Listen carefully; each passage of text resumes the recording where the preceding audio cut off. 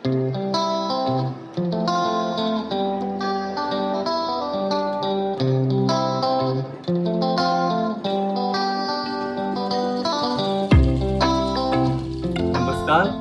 दोस्तों, किसी ने क्या खूब कहा है कि सफलता का रास्ता असफलताओं से, फेलियर से होकर जाता है। मैं भी अपनी कहानी, जिसमें कुछ असफलताएं भी हैं और कुछ सफलताएं भी हैं, वो आपसे शेयर करना चाहता हूँ। मैं मेरठ, एक शहर है यूपी में, वहाँ पर एक हिंदी मीडियम स्कूल में पढ़ा करता था और 10th क्लास के बाद अपना खर्चा, पढ़ाई का खर्चा खुद निकालने के लिए मैंने एक पार्ट टाइम जॉब शुरू की थी। मैं प्रूफ रीडिंग करता था। प्रूफ रीडिंग में क्या होता है कि कोई किताब जब छपती है तो उसकी गलतियाँ, उसकी करेक्शंस, ग्रामेटिकल एरर्स वगैरह ठीक की जाती हैं, एडिटिंग की जाती है। तो वो काम करने से ये फ़ायदा हुआ कि एक तो अपनी एक एक्स्ट्रा इनकम हो गई और साथ में बहुत सारी नई चीज़ें सीखने को मिली।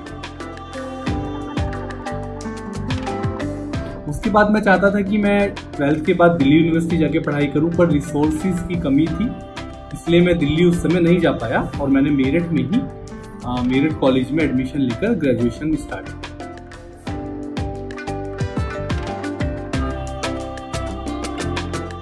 ग्रेजुएशन के बाद उस समय एक बड़ी बात होती है हर छोटे शहर और गांव के लड़कों के लिए कि एक सरकारी नौकरी मिल जाए। मैंने भी कई सारे कॉम्पिटिटिव एग्जाम्स के लिए ट्राई किया था और मेरा सिलेक्शन हुआ है पोस्ट ऑफिस में एक क्लर्क की नौकरी पर और मैंने वो नौकरी शुरू कर दी।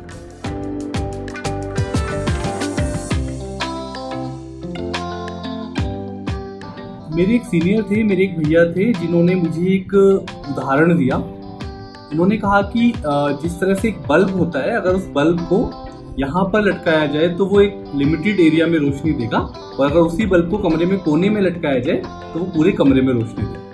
मुझे उनकी वो बात जच गई कि व्यक्ति को, स्टूडेंट को अपनी काबिलियत के हिसाब से प्रयास करना चाहिए। और मैंने हिम्मत करके उस समय वो नौकरी छोड़ी और दोबारा से अपनी पढ़ाई शुरू की।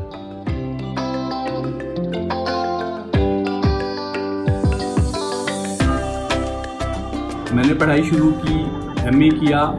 एमए करके नेट JRF का एग्ज़ाम होता है UGC का, वो मैंने क्वालिफाई कर लिया और उससे मुझे फेलोशिप मिल गई और मुझे फिर जो मेरा सपना था दिल्ली यूनिवर्सिटी जाके पढ़ाई करने का, वो पूरा हुआ और मैं दिल्ली पहुंच गया। मैंने वहाँ पे MPhil करना शुरू किया।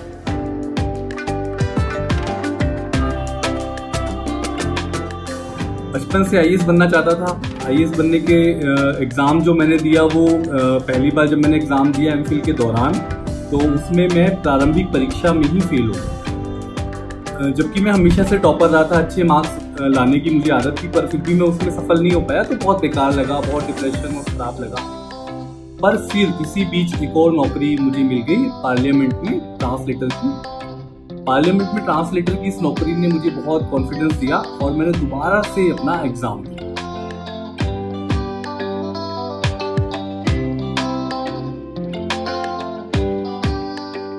और दोबारा जब मैंने UPSC का एग्ज़ाम दिया, उसमें मुझे प्रीलिम्स, मेंस और इंटरव्यू तीनों चरणों में सफलता प्राप्त हुई और फाइनली ओवरऑल 13th रैंक मुझे मिली और हिंदी मीडियम में पहला स्थान मिला।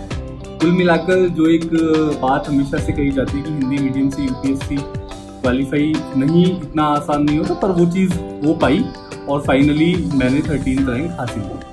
तो दोस्तों, मैं यही कहना चाहता हूँ कि जिस तरह से रुका हुआ पानी सड़ जाता है, उसी तरह से रुका हुआ जीवन थक जाता है।